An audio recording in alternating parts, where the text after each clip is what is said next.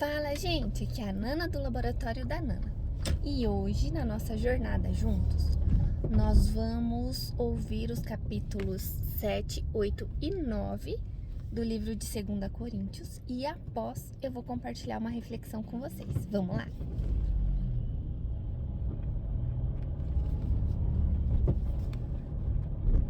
Segunda aos Coríntios, capítulo 7. Portanto, meus amados, tendo tais promessas, purifiquemo-nos de toda a impureza, tanto da carne como do espírito, aperfeiçoando a nossa santidade no temor de Deus. A alegria de Paulo pelos coríntios. Pedimos que vocês nos acolham em seu coração. Não tratamos ninguém com injustiça, não prejudicamos ninguém, não exploramos ninguém. Não falo para condenar vocês, porque eu já disse que vocês estão em nosso coração para juntos morrermos e vivermos. Estou sendo bem franco com vocês e tenho muito orgulho de vocês. Sinto-me grandemente confortado e transbordo de alegria em meio a toda a nossa tribulação. A chegada de Tito. Porque quando chegamos à Macedônia, não tivemos nenhum alívio. Pelo contrário, em tudo fomos atribulados, lutas por fora, temores por dentro. Porém Deus, que consola os abatidos, nos consolou com a chegada de Tito. E não somente com a chegada dele, mas também pelo consolo que recebeu de vocês. Ele nos falou da saudade, do pranto e do zelo que vocês têm por mim, aumentando assim a minha alegria. Porque mesmo que eu tenha entristecido vocês com a minha carta, não me arrependo, embora já tenha me arrependido, pois vi que aquela carta os deixou tristes, ainda que por breve tempo. Mas agora me alegro, não porque vocês ficaram tristes, mas porque essa tristeza os levou ao arrependimento. Pois vocês foram entristecidos segundo Deus, para que de nossa parte não sofressem nenhum dano. Porque a tristeza, segundo Deus, produz arrependimento para a salvação, que a ninguém traz pesar. Mas a tristeza do mundo produz morte. Vejam quanto cuidado produziu em vocês o fato de serem entristecidos segundo Deus. Que defesa, que indignação, que temor, que saudade, que zelo, que desejo de punir o culpado. Em tudo vocês se mostraram inocentes neste assunto. Portanto, embora eu tenha escrito aquela carta, não foi por causa daquele que fez o mal, nem por causa daquele que sofreu a afronta, mas para que fosse manifesto entre vocês, diante de Deus, o cuidado que vocês têm por nós. Foi por isso que nos sentimos consolados. E acima desta nossa consolação, muito mais nos alegramos pelo contentamento de Tito, porque todos vocês trouxeram refrigério ao espírito dele. Porque se falei a ele com certo orgulho a respeito de vocês, não fiquei envergonhado. Pelo contrário, como tudo que falamos a vocês era verdade, também os elogios que, na presença de Tito, fizemos a respeito de vocês, se mostraram verdadeiros. E o grande afeto que ele tem por vocês aumenta cada vez mais, quando ele se lembra da obediência de todos vocês, de como o receberam com temor e tremor. Alegro-me porque em tudo posso confiar em vocês. Segunda aos Coríntios, capítulo 8. Generosidades nas ofertas. Também, irmãos, queremos que estejam informados a respeito da graça de Deus que foi concedida às igrejas da Macedônia. Porque no meio de muita prova de tribulação, manifestaram abundância de alegria, e a profunda pobreza deles transbordou em grande riqueza de generosidade. Porque posso testemunhar que na medida de suas posses, e mesmo acima delas, eles contribuíram de forma voluntária, pedindo-nos com insistência a graça de participarem dessa assistência aos santos. E não somente fizeram como nós esperávamos, mas pela vontade de Deus, deram a si mesmos, primeiro ao Senhor, depois a nós. Isto nos levou a recomendar a Tito que, assim como havia começado, também completasse esta graça entre vocês. Mas como em tudo vocês manifestam abundância, na fé, na palavra, no saber, em toda dedicação e em nosso amor por vocês, esperamos que também nesta graça vocês manifestem abundância. Não digo isto na forma de mandamento, mas para provar se o amor de vocês é sincero, comparando-o com a dedicação de outros, pois vocês conhecem a graça do nosso Senhor Jesus Cristo, que sendo rico, se fez pobre por amor de vocês, para que por meio da pobreza dele, vocês se tornassem ricos. E nisto dou a minha opinião. Convém que vocês façam isto, vocês que desde o ano passado começaram não só a fazer, mas também a querer. Terminem agora a obra começada para que, assim como mostraram boa vontade no querer, assim também completem essa obra, dando de acordo com o que vocês têm. Porque se há boa vontade, a oferta será aceita conforme o que a pessoa tem e não segundo o que ela não tem. Não se trata de fazer com que os outros tenham alívio e vocês tenham sobrecarga, mas para que haja igualdade. Neste momento, a abundância que vocês têm supre a necessidade deles, para que a abundância deles venha a suprir a necessidade que vocês vierem a ter. Assim haverá igualdade, como está escrito: quem recolheu muito não teve demais, e o que recolheu pouco não teve falta. A missão de Tito. Mas graças a Deus que pôs no coração de Tito a mesma dedicação que temos por vocês. Ele atendeu ao nosso apelo e, mostrando ser muito dedicado, partiu voluntariamente para encontrar-se com vocês. E com ele estamos enviando o irmão cujo louvor no Evangelho está espalhado por todas as igrejas. E não só isto, mas ele também foi eleito pelas igrejas para ser nosso companheiro no desempenho desta graça ministrada por nós, para a glória do próprio Senhor e para mostrar a nossa boa vontade. Queremos evitar, assim, que alguém nos acuse por causa desta generosa dádiva administrada por nós, pois cuidamos para fazer o que é correto, não só diante do Senhor, mas também diante das pessoas.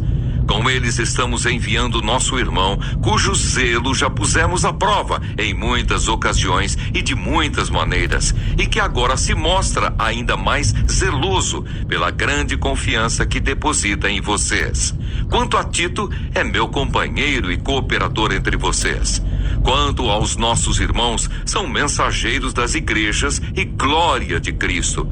Por isso, diante das igrejas, comprovem o amor de vocês e confirmem o orgulho que temos de vocês na presença desses homens. 2 aos Coríntios, capítulo 9. Instruções de Paulo quanto à oferta. Ora, quanto à assistência a favor dos santos, não é necessário que eu escreva a vocês, porque conheço a boa vontade de vocês, da qual me orgulho diante dos macedônios, dizendo que os irmãos da Acaia estão preparados desde o ano passado, e o zelo de vocês tem estimulado muitos deles. Mas enviei estes irmãos para que o nosso louvor a respeito de vocês neste particular não se desminta, a fim de que, como venho dizendo, vocês estivessem preparados.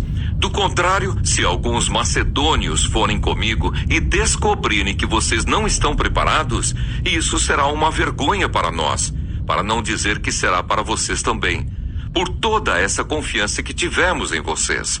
Portanto, julguei necessário recomendar aos irmãos que me precedessem na visita a vocês e preparassem de antemão a oferta que vocês prometeram, para que esteja pronta como expressão de generosidade e não de avareza. A sementeira e a colheita. É isto afirmo: aquele que semeia pouco também colherá pouco, e o que semeia com fartura também colherá com fartura. Cada um contribua segundo tiver proposto no coração, não com tristeza ou por necessidade, porque Deus ama quem dá com alegria. Deus pode tornar abundante em vocês toda a graça, a fim de que, tendo sempre em tudo ampla suficiência, vocês sejam abundantes em toda boa obra, como está escrito: distribuiu, deu aos pobres, a sua justiça permanece para sempre. E Deus, que dá semente ao que semeia e pão para alimento, também suprirá e aumentará as sementes e multiplicará os frutos da justiça de vocês. Assim vocês serão enriquecidos em tudo para toda generosidade, a qual por meio de nós resulta em orações de gratidão a Deus. Porque o serviço desta assistência não só supre a necessidade dos santos, mas também transborda em muitas orações de gratidão a Deus. Na prova deste serviço, eles glorificam a Deus pela obediência da confissão que vocês fazem do Evangelho de Cristo e pela generosidade com que vocês contribuem para eles e para todos, enquanto eles oram por vocês com grande afeto por causa da extraordinária graça de Deus que foi dada a vocês.